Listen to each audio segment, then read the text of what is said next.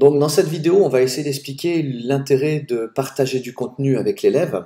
Alors vous voyez que dans l'icône partager le contenu, c'est le troisième, il y a pas mal de petites subdivisions.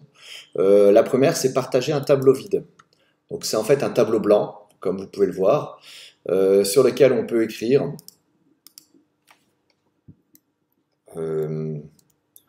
par exemple question numéro 1, hop. Donc, on peut facilement écrire une question en direct, par exemple, ou alors on peut écrire du texte par rapport à la leçon. Alors, on ne peut malheureusement pas écrire plus gros. En tout cas, je n'ai pas trouvé comment le faire. Mais si vous voyez ce que voit l'élève, voilà, lui, il peut zoomer ou dézoomer pour voir un petit peu mieux ce que vous écrivez.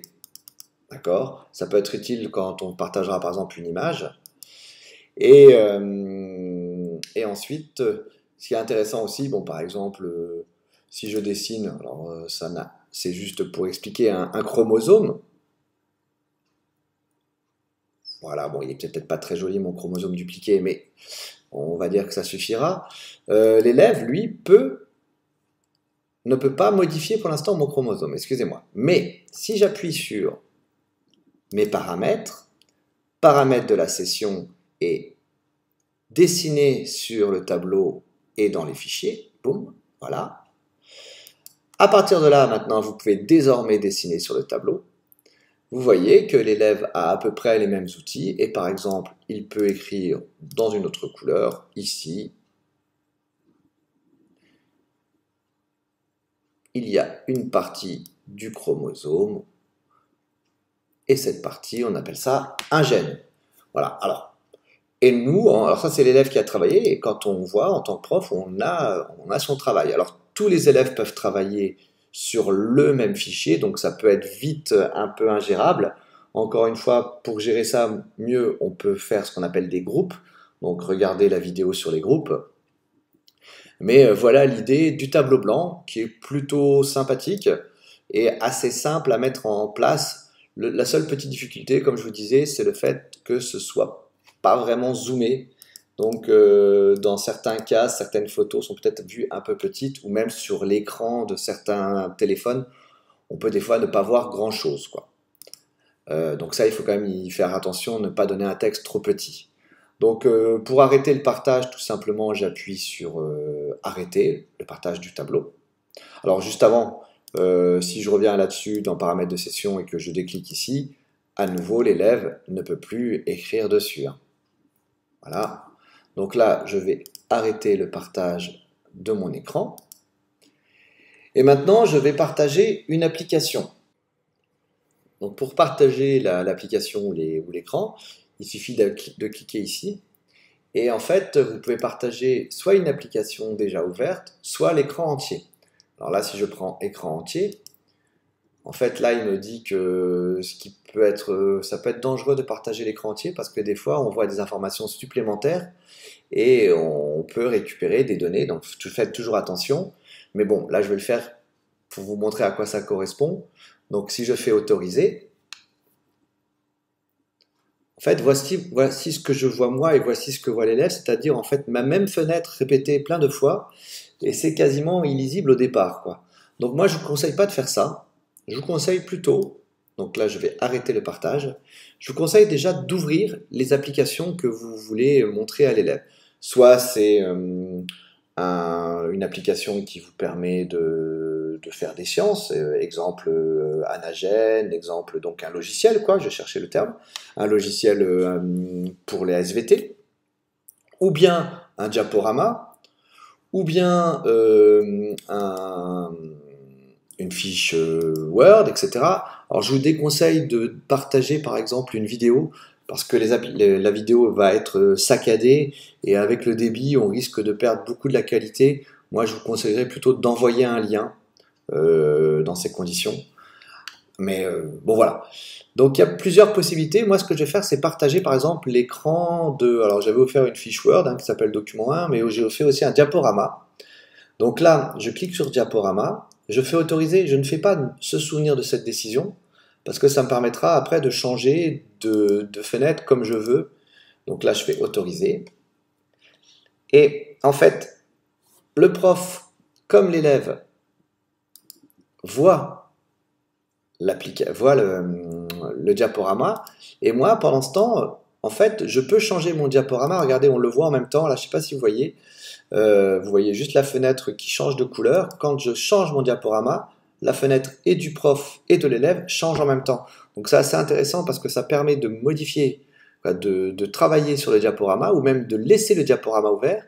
Et pendant ce temps, si je travaille sur ma fiche Word, par exemple là j'allume Word et que je travaille dessus, l'élève continue à voir mon diaporama. Alors là c'est sûr, je change d'application, c'est toujours un peu compliqué sur le même écran, mais c'est vraiment ça. Donc je peux écrire par exemple une question Word pendant que l'élève ne voit qu'une seule image fixe sur mon diaporama. Voilà, je peux aussi enfin arrêter le partage de mon écran. Le partage de la caméra web, bon, bah, c'est en fait l'utilisation de la webcam, donc là c'est moins intéressant. Partager des fichiers, je peux cliquer dessus, mais je vois pas trop l'intérêt en fait, parce que en fait ça revient au même que de le mettre sur l'écran, et c'est en plus moins ergonomique. Donc si peut-être partager une image, par exemple, on peut mettre une image en fond et l'élève peut travailler dessus. Mais c'est un outil que j'aime pas trop dans ce. Alors après, on cliquera sur partager maintenant quand on aura mis l'image.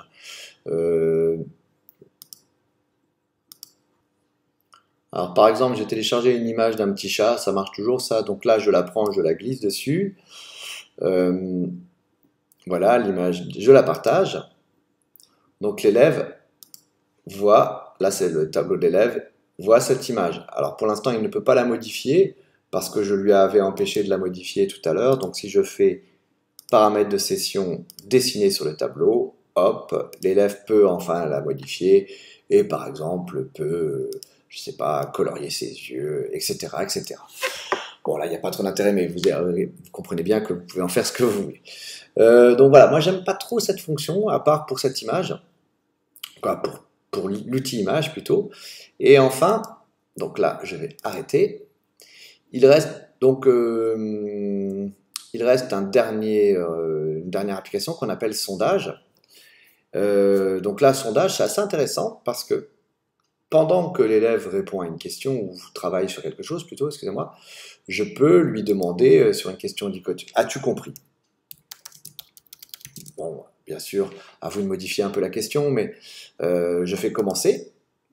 Et l'élève va avoir très rapidement la question, j'ai compris, non, je n'ai rien compris, voilà. Pour chaque élève, on aura la réponse, on saura combien d'élèves ont répondu. S'ils n'ont pas répondu, bah, ça signifie qu'aucune réponse, ça signifie que soit ils n'ont rien compris, ni même la question, soit ils se sont endormis. Ça peut être aussi un bon truc pour pouvoir voir si tous les élèves suivent à ce moment-là.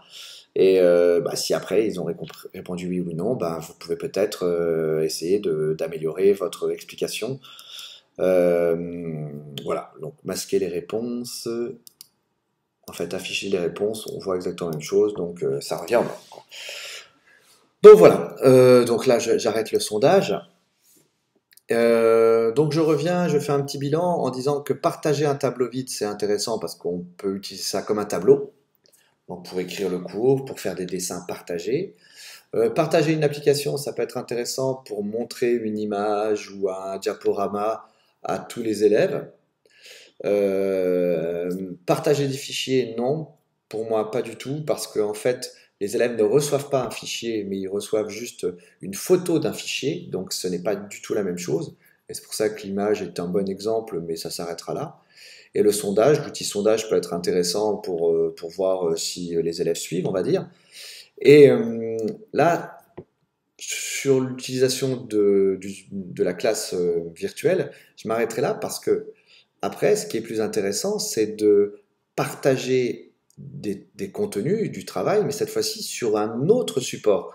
Donc en gros, la classe virtuelle servirait d'endroit pour expliquer les choses, mais après, tout le travail demandé à faire par l'élève, je l'enverrai sous une autre forme. Par exemple, une forme une fiche Office, mais soit je l'envoie par Camilo, soit je l'envoie par Pronote, soit je l'envoie par un autre outil, l'ENT, etc. Donc là, c'est là où commence l'utilisation des multiples outils et aussi comment vous allez gérer votre classe. Mais en fait, l'outil classe virtuelle ne sert que, dans ce cas-là, à être une aide pour utiliser des fichiers beaucoup plus complexes. Donc soit c'est une aide à un instant précis, par exemple l'élève a reçu déjà le fichier avant et il le travaille et il vous pose des questions là en direct, soit il l'a fait avant et il vous pose des questions pour essayer de reprendre après son travail derrière, soit vous le faites en même temps sous forme de groupe et là donc on utilise la partie groupe que je vous expliquerai dans une autre vidéo. Bon voilà, donc là il y a pas mal de choses à mon avis, à travailler sur cette partie partager du contenu, mais autrement, basiquement, on peut faire déjà des choses quand même assez intéressantes. Merci à vous.